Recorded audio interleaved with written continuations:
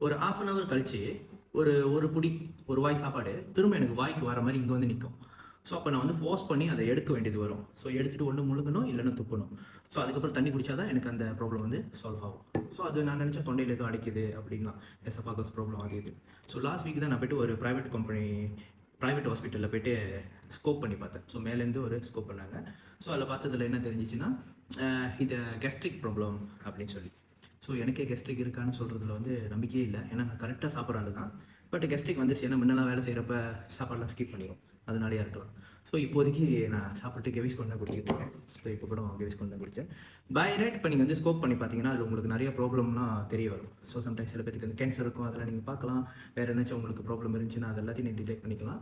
So, இப்போ ரீசென்ட்டா நான் பண்ண 2 ஸ்கோப். ஒண்ணு வந்து வாய் மூலியமா விட்டாங்க. அதுலயும் எந்த ஒரு ப்ராப்ளமும் இல்ல. அப்புறம் வந்து பம்மம் மூலியமா இன்னும் ஸ்கோப் பண்ணி நம்மளோட இந்த இரைப்பை அது எல்லாத்தையும் செக் பண்ணதுலயும் ஐ அம் டோட்டலி ஃபைன். இது எதுக்கு சொல்றேன்னா, உங்ககிட்ட மெடிக்கல் கட்லாம் இருந்துச்சுன்னா, நீங்க போயிட்டு அட்மிட் பண்ணி இதெல்லாம் நீங்க செக் பண்ணிக்கலாம்.